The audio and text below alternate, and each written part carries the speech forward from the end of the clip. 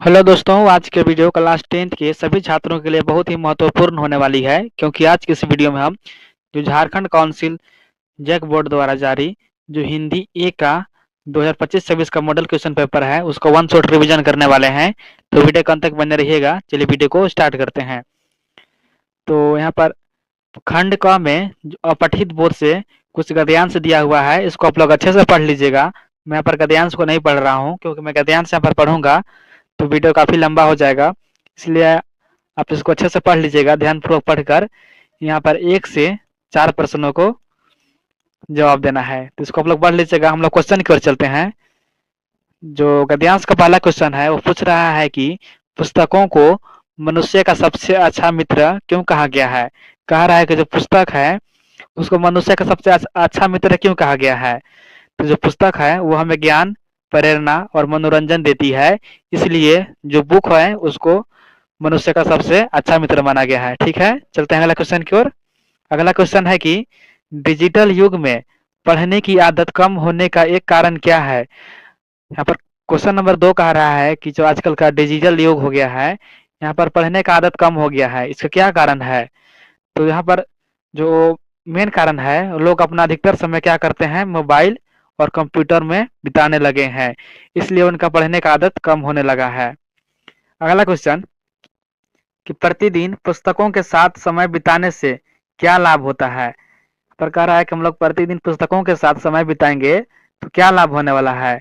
तो जो प्रतिदिन यहाँ पर पुस्तकों के साथ आप लोग समय बिताइएगा तो आप लोग का जो मानसिक क्षमता का विकास होगा और निर्णय लेने की योग्यता बढ़ेगी। जो मानसिक क्षमता है उसका विकास हो जाएगा और डिसीजन मेकिंग पावर काफी बढ़ जाएगा। अगला क्वेश्चन है कि ज्ञान जो ज्ञान शब्द का पर्यायवाची गद्यांश के अनुसार कौन सा है। यहाँ पर जो गद्यांश में दिया हुआ है ज्ञान शब्द, उसका पर्यायवाची शब्द कौन सा है। तो जो ज्ञान होता है उसका पर्यायवाची शब्द क्या है, शिक्षा दिया हुआ है।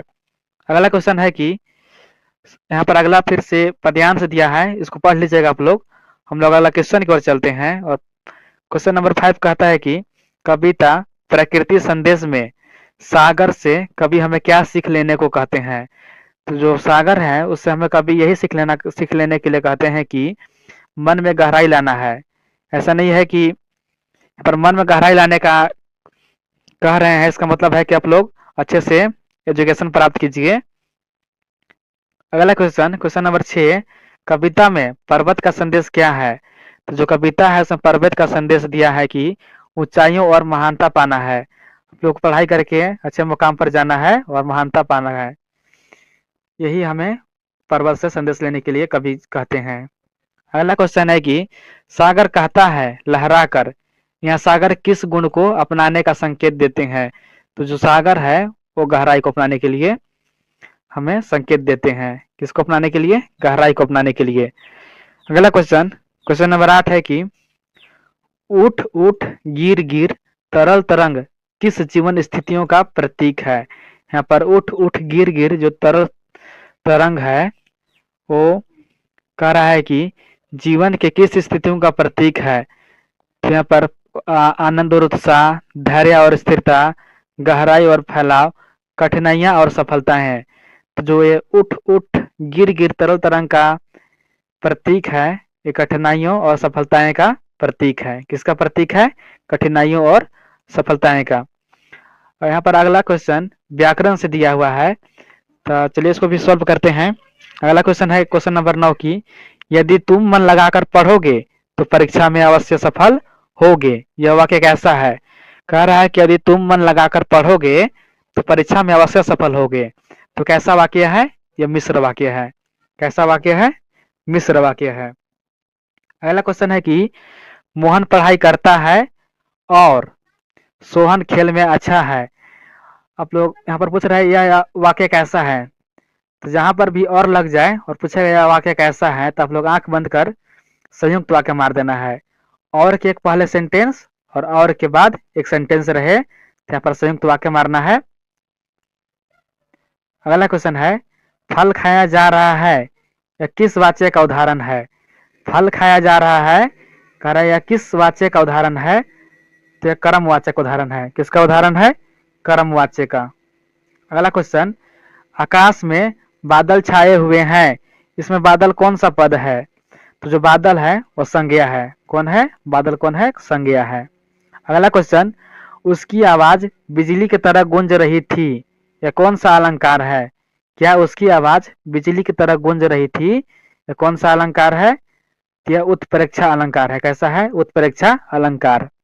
अगला क्वेश्चन है, त्रिलोक किस प्रकार का समास है? तो जो त्रिलोक है वह क्या तत्पुरुष है, द्वंद है, या द्विगु है, या कर्म धार्य है? तो जो त्रिलोक है वो द्विगु समास है। कैसा समास है? द्विगु समास है। अगला क्वेश्चन, ईमेल लेखन किससे संबंधित है? जो इलेक्ट्रॉनिक मेल है यह कार्य किससे संबंधित है? तो जो आधुनिक का संचार माध्यम है उसी से संबंधित है ईमेल। अगला क्वेश्चन है, पढ़ाई जीवन को उज्जवल बनाती है, इसमें कौन सा अलंकार है? पढ़ाई जीवन को उज्जवल बनाती है, इसमें कौन सा अलंकार है? यह मानवीकरण अलंकार है। कौन सा अलंकार है? मानवीकरण। यहाँ से अगला क्वेश्चन पाठ्य पुस्तक से दिया हुआ है, यहाँ पर फिर से गद्यांश से दिया हुआ है, आप लोग उसको अच्छे से पढ़ लीजिएगा। हम लोग क्वेश्चन की ओर चलते हैं। यहाँ पर 17 नंबर क्वेश्चन कहता है कि लायुंग किस प्रकार की बस्ती बताई गई है? तो यहाँ पर कुछ पैसेज दिया हुआ है, इसको अच्छे से पढ़ लीजिएगा, इसी में आप लोग का सारा आंसर मिल जाएगा। तो हम लोग पैसेज को नहीं पढ़ रहे हैं, आप लोग अच्छे से पढ़ लीजिएगा। यहाँ पर कह रहा है कि लायुंग किस प्रकार की बस्ती बताई गई है? तो जो लायुंग है वो शांत और नन्ही बस्ती बताई गई है। इस पैसेज में कैसा बताया गया है? शांत और नन्ही बताया गया है। अगला क्वेश्चन है, उपयुक्त गद्यांश में वातावरण की शांति की तुलना किससे की गई है? जो प्रयुक्त गद्यांश है उसमें वातावरण की शांति का तुलना जो मंदिर की घंटियों और घुंघरुओं की रुंझुनाहट से तुलना की है। वातावरण की तुलना किससे की है? मंदिर की घंटियों और घुंघरुओं की रुंझुनाहट से। अगला क्वेश्चन है, यहाँ पर फिर से यहाँ पर पद्यांश दिया हुआ है, इसको अच्छे से पढ़ लीजिएगा। हम लोग क्वेश्चन की ओर चलते हैं।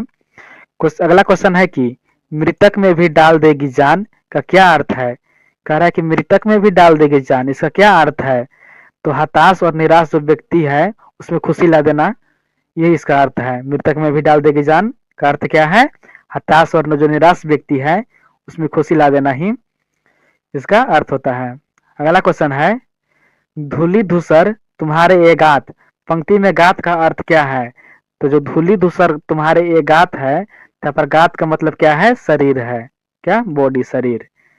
अगला क्वेश्चन, भोलानाथ किसको देखकर सिसकना भूल जाते थे? तब लोग पढ़े होंगे इस चैप्टर को, तब लोग पता होगा कि जो भोलानाथ थे वो खेल के साथियों को देखकर जो सिसकते थे, वो रोते थे, उसको भूलकर अपने साथियों के साथ क्या करते थे? खेलने चले जाते थे। अगला क्वेश्चन, उद्धव कृष्णा का कौन सा संदेश लेकर आए थे? तो जो उद्धव कृष्णा का तो अनुराग का संदेश लेकर आए थे। कौन सा संदेश लेकर आए थे? सॉरी, यहाँ पर अनुराग नहीं होगा, यहाँ पर योग संदेश लेकर आए थे। कौन लेकर आए थे? योग संदेश। जो उद्धव कृष्णा का योग संदेश को लेकर आए थे। अगला क्वेश्चन है कि राम लक्ष्मण परशुराम संवाद में किस रस की प्रमुखता है? कह रहा है कि जो राम लक्ष्मण परशुराम संवाद है ये किसकी प्रमुखता है? तो वीर रस की प्रमुखता है। अगला क्वेश्चन है कि उत्साह कविता में कवि ने बादल की तुलना किससे की है? तो जो उत्साह कविता है उसमें कवि ने बादल की तुलना धरती से की है। किससे की है? धरती से की है। अगला क्वेश्चन है कि यह दंतुरिति मुस्कान कविता के कौन है? यह दंतुरिति मुस्कान जो कविता है उसका लेखक है नागार्जुन। कौन है? नागार्जुन। यह दंतुरिति मुस्कान का राइटर है। अगला क्वेश्चन है कि जितने नारगे की जीप में किसकी तस्वीर लगी हुई थी? तो जो जितने नारगे थी उसकी जीप में दलाई लामा की जो पिक्चर था वो लगी हुई थी। दलाई लामा का तस्वीर लगा हुआ था। अगला क्वेश्चन है कि फसल किसका गुणधर्म है?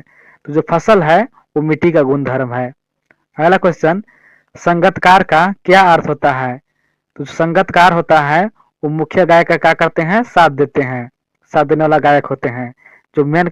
अगला क्वेश्चन है कि मनु भंडारी की हिंदी प्राध्यापिका का क्या नाम था? तो जो मनु भंडारी था उसका हिंदी के शिक्षक का क्या नाम था?